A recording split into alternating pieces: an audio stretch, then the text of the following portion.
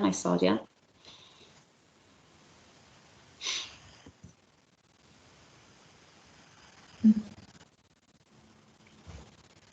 Okie doke. Morning all. Thank you so much for joining us for our Industry Insights talk today. My name is Amy and I work for Sunderland Software City as a training specialist, and I'm one of the organisers for today's discussion.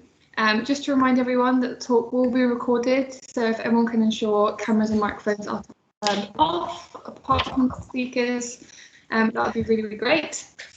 So this week is National Apprenticeship Week, and for this we wanted to showcase as much about apprenticeships as possible.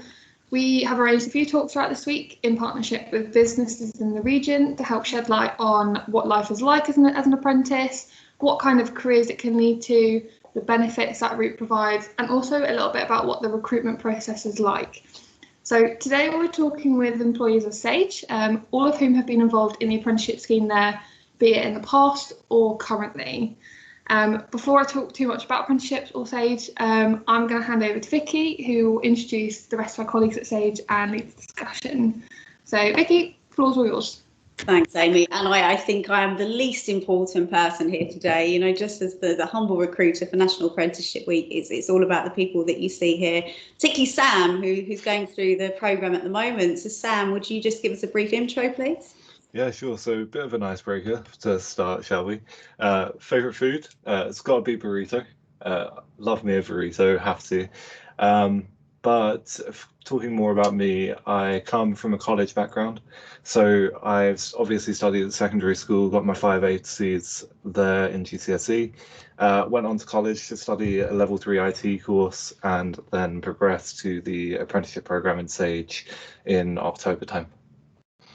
And how about you, Tony? You've been through the programme fairly recently, haven't you? Yeah, so icebreaker, my favourite food is Nando's, so I'm missing that quite a lot at the moment. But hi, I'm Tony. I've been at Sage for coming up 3 years. I started as a customer service technician apprentice in 2018 after I'd finished my A-levels and went through that route. And in the last year, I've finished my apprenticeship and now I'm a permanent member at Sage. Oh, thanks, Tony. And last but no means least, Terry. You know, it's not been a couple of years since you started your apprenticeship. You want to tell us a little bit more about your journey at Sage before we Sure. So my favourite food, by the way, is Chinese. I did my apprenticeship in, I think it was 1987, so quite a while ago. And I was in sales admin back then. So sales type roles, learning about the sales processes, how to deal with business partners, that type of thing. And now I'm in IT, and I would take up the whole half hour and tell you the journry from there to here. But we can do that as we discuss and chat through. But there's not many roles that you haven't done, is there, Kevin? You've literally been through every department, so it's really cool. It just shows the full journey, so thank you. And as I touched on briefly, I'm Vicki Rollins, and I am the lead recruiter for early careers, and that's everybody from the apprentices, the graduates, to the placements. And if you are thinking of applying and you do come through to the assessment centres or even the video interview stage, it will be me that you see. So it's really nice to get the chance to talk to you something now. My favourite food is absolutely everything. I'm the biggest foodie you'll ever meet. So all of the above and more. Food is my life, and I'm missing the restaurants dearly. So moving on, I think today, Sam, Tony, Kerry, what we want to do is just give a sort of broad perspective of the apprenticeship programme at Sage. From different levels. You know, Tony, you've been through it, you're now in a role. Sam, you're very new, although I feel like you've been here for years, having started in October. And of course, Kerry, how your journeys look. So I'd like to position my first sort of topic of discussion to Sam and Tony, really.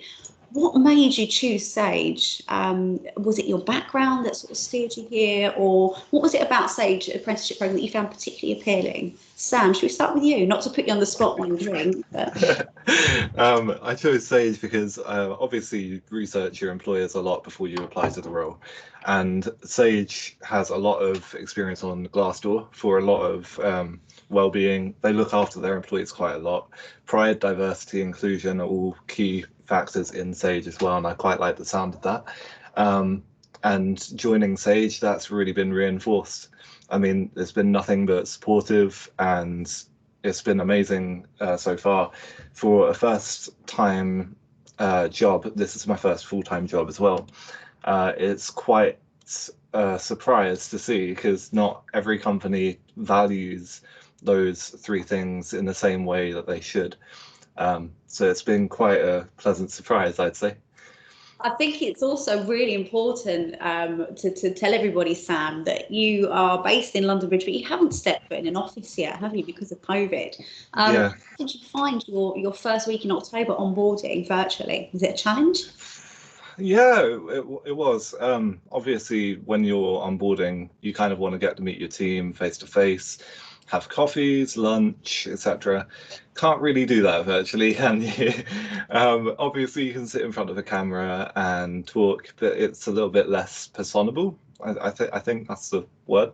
But yeah, it's been a struggle. But with team events, again, the focus on well-being, that's kind of helped to offset the struggles. Yeah, and all in good time, I'm sure. And if it's any consolation, I think we all feel like you've been here forever and you're very much part of the team. So you've done a great job in networking remotely. Tony, what was your background and what made you choose the route? With me, I'd done my GCSEs and then I'd done my A-levels, but I knew, like, even at the start of sixth form, I just didn't want to go to university. It wasn't going to be for me, the sort of studying side for it and having a job on top of that. I kind of wanted to do both at the same time. So I was looking around different places for apprenticeships, and I did know that Sage was like a really good local business. Just from me being from the Northeast, I knew a little bit about it. And again, like Sam said, I looked on like Glassdoor, Trustpilot, and it seemed like such a supportive place and a supportive place to be. And I think that's what I needed, because I didn't want to go straight into a full-time job. I wanted somewhere where I could progress and be supportive in doing that. And again, since I've been there, it's just been at the absolute most perfect place, and the support you get is absolutely unreal. I've never ever not felt supported or not had someone to turn to. And I think that's really important, especially when you might be coming out of straight school when you're 16. And I think it's just a really good family oriented place, to be honest. Like to hear. And you obviously on the flip side, aren't you? You've done your apprenticeship program and you're now in role. How have you found the transition between apprentice to role? Has it been quite daunting, or has it just been a natural flow?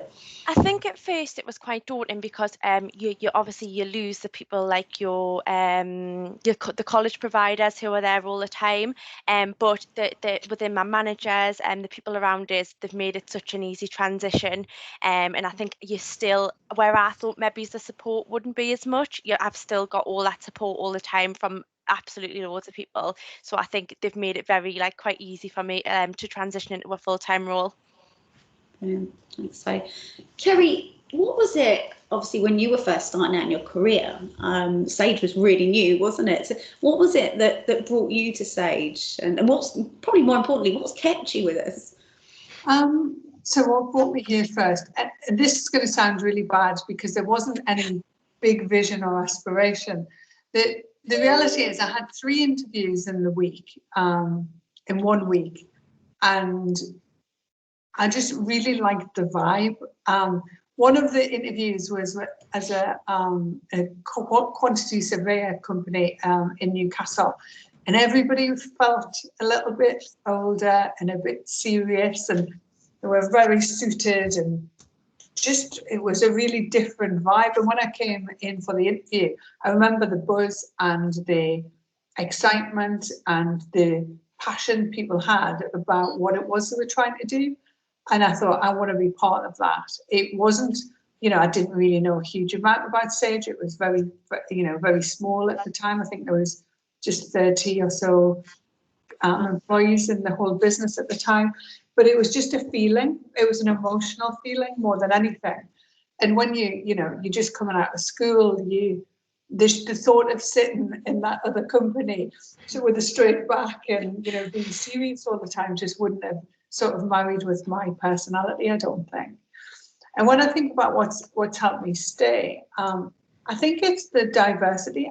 We were joking earlier about I've done so many different roles, and I've never felt that I've had to leave to get a different experience. Every time I felt that I got to the top of that role and, you know, I nailed it and I was doing a good job, I was always thinking, what else could I do and what else could I learn?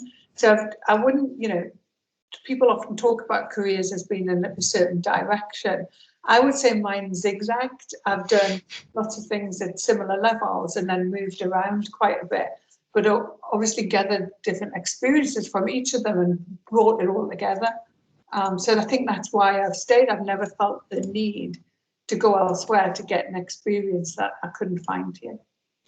I think it's funny that you say as well about sort of when Sage first started out, it was that kind of feeling that you had that it would just be a nice place to work, and it was very family oriented sort of feel. I think that for a massive company like Sage, we still feel like that today, and I'm forever saying, Sam will back me up, in assessment centres we're like one big family, and I still believe it, and after 4 years at Sage it's not changed for me.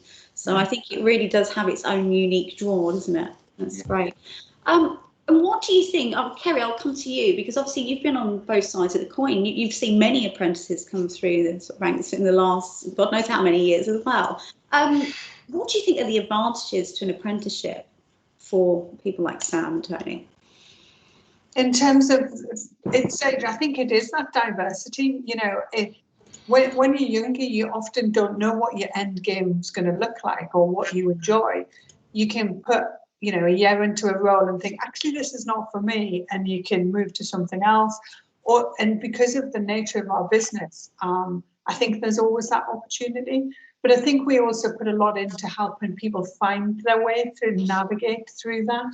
In some companies, you know, I imagine if they haven't got the diversity of roles and the scale that we've got these days, I think that would prove quite difficult. You know, if you're in a company, you know, you're one person in 30, it's going to be hard to move around and think about different options.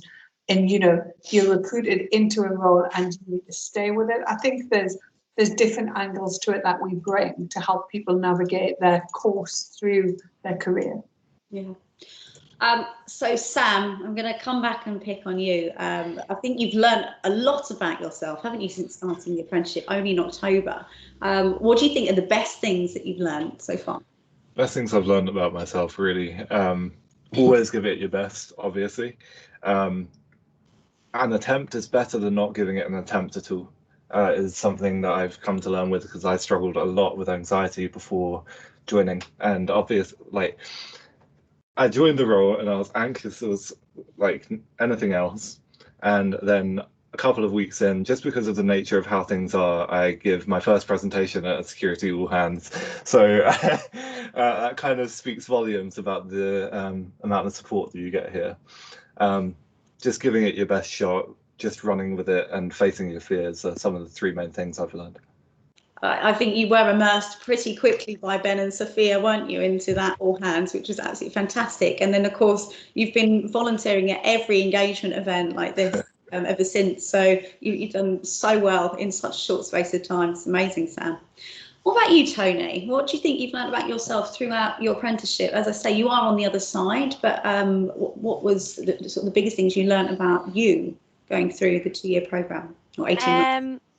I would say don't be scared to ask for more support. I think that's something I was previously very worried about doing. If I wasn't doing too well, say at school, I wouldn't do that. I'd just try and like do it on my own. But there's so much support here at Sage that definitely, if I still now most days, if I'm struggling with something, I'll ask someone around us.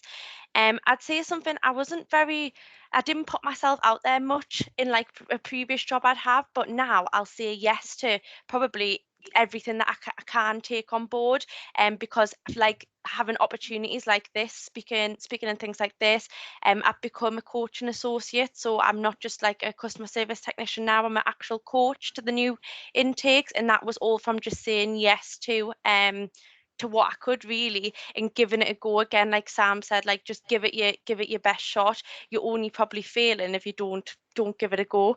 So I think I've probably learned just to have a bit of confidence about myself, and there's always going to be people around to support us with what I choose to do.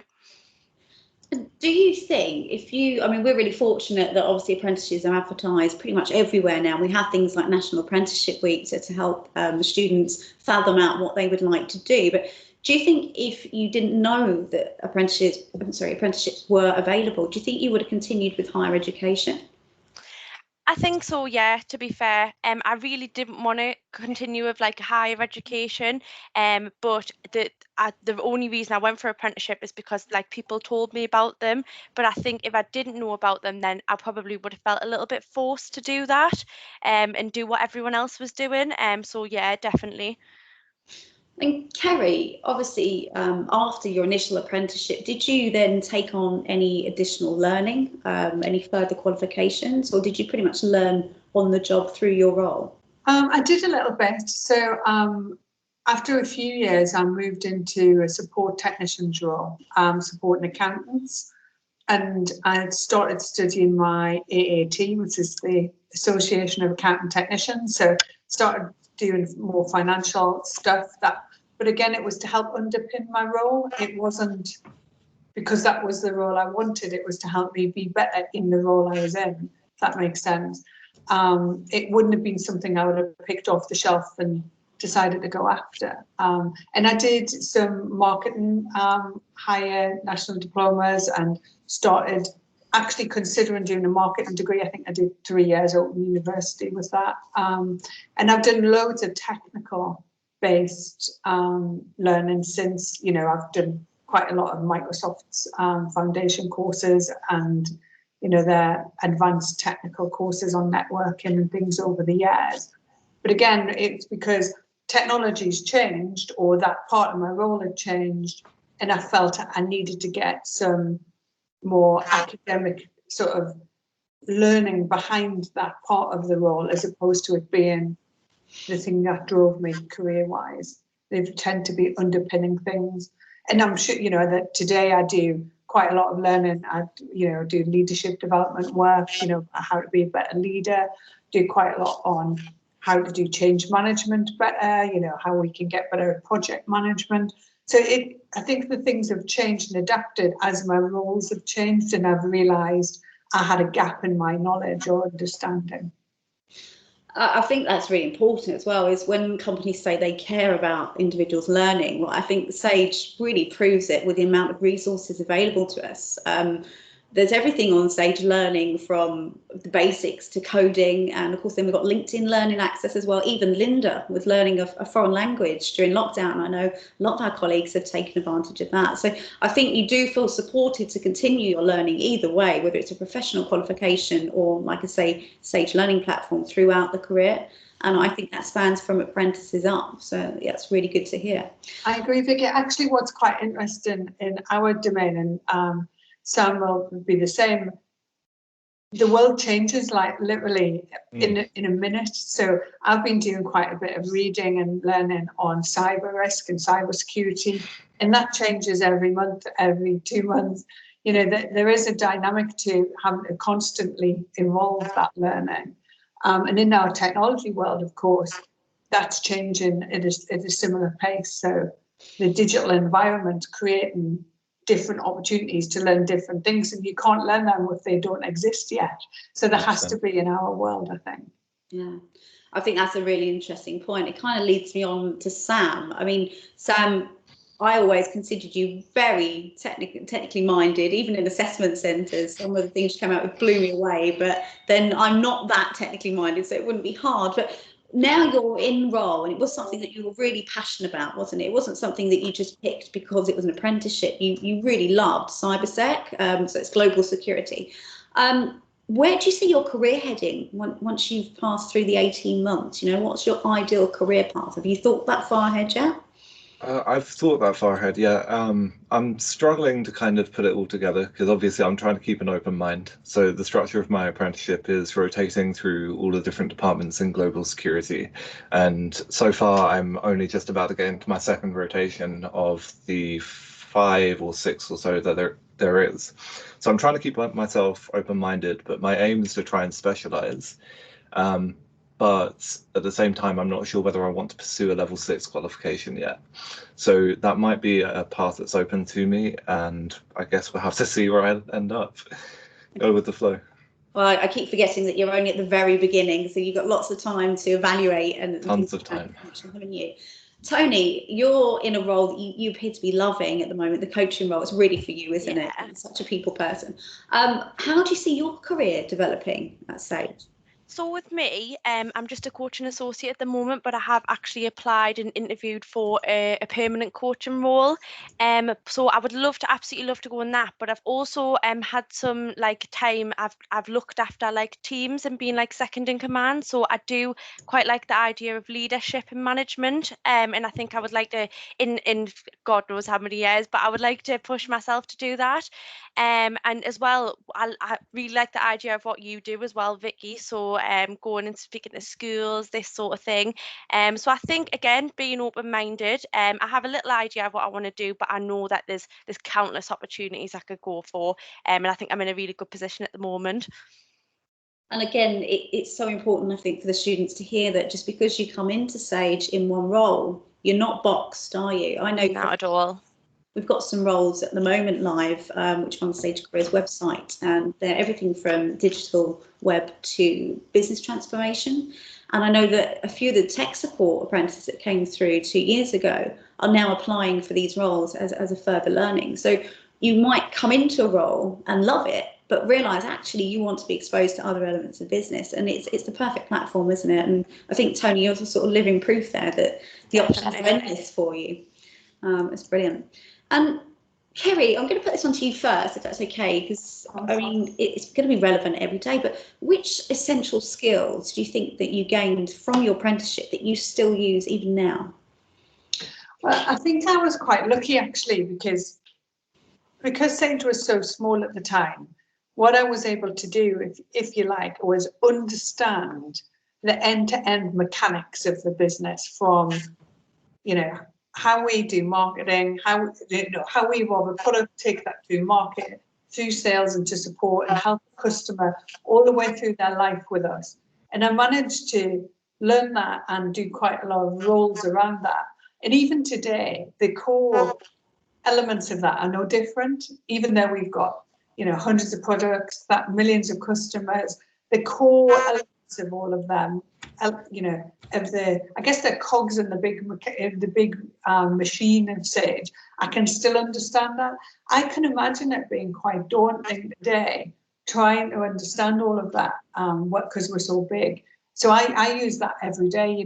The experiences, I was in tech support for many years, and the customers that I spoke to then are the same customers we're speaking to today, with very similar challenges and need similar support, and how we do accounting and what our products need to do. We might have changed the technologies that underpin that for them customers, but actually the core things that they have problems with and how our products solve those problems are the same. So I think I use that every day, but I also think I was quite lucky starting at that moment in time to be able to understand it at a deeper level than a lot of people might be able to today.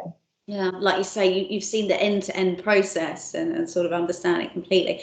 I think the lovely thing about Sage is that there's not red tape around, oh, so-and-so is doing this role. If you want to immerse yourself in a project and there's availability to do so, you're able to. And I think a lot of that is done through things like Sage Foundation, which is obviously our community outreach project.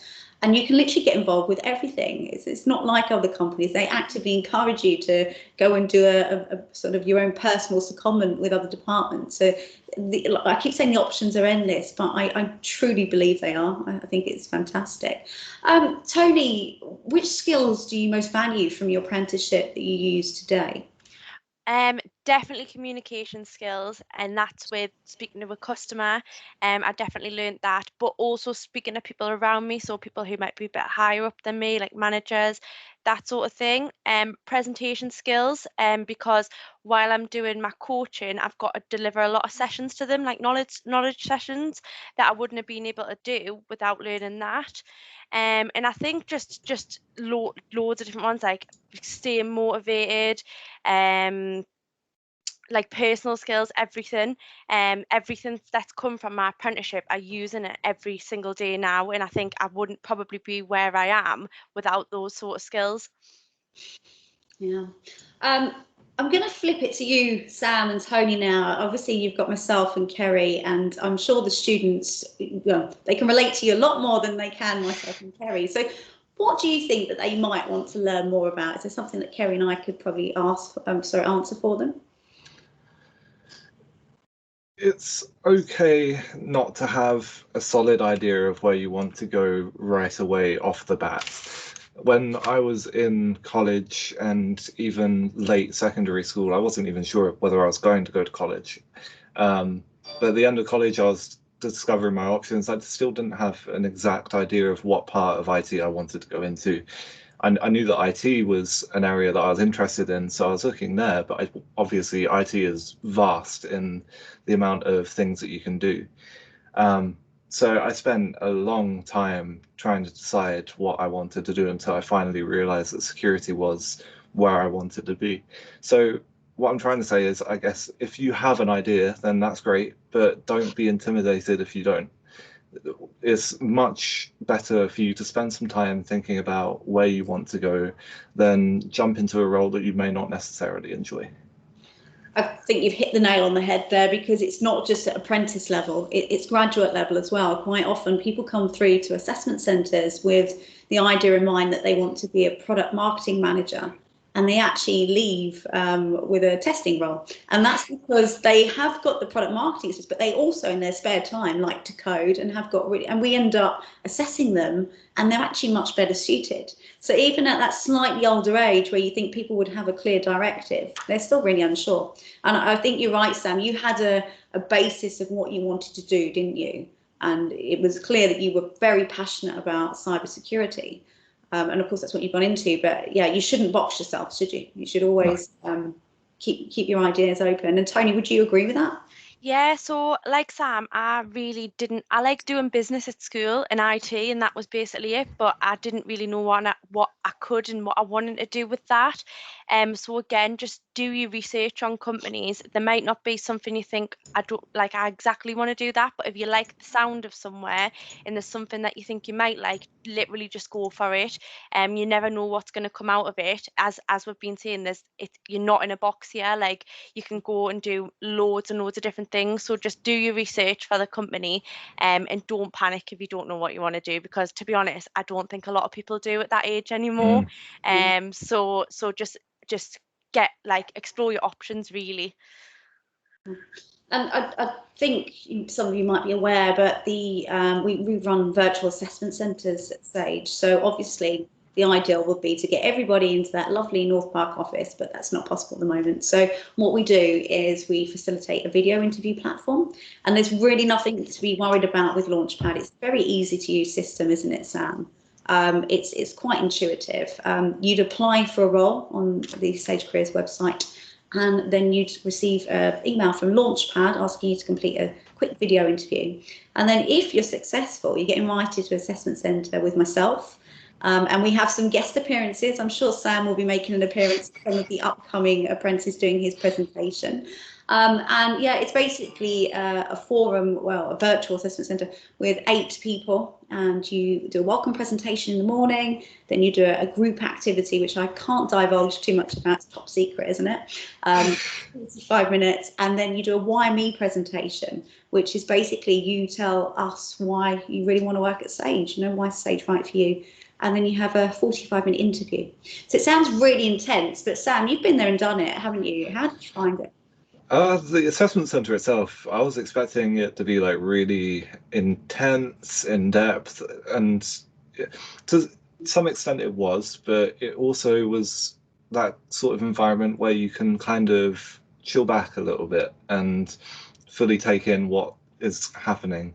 It wasn't crazy. My assessment center was quite fun, in fact, because there was a couple of trip ups as the group activity, which was quite funny. But honestly, it was the best assessment center I've ever had, and I've been applying for roles for quite some time before I joined Sage. So I left my assessment center and my interview feeling that was the best interview and assessment centre experience I think I've ever had. Glad to hear it. We like to make it a bit of fun, don't we? I am conscious of time, and Kerry, I'd just love to hear sort of close remarks from you as to what advice you would give the students out there that are maybe considering an apprenticeship.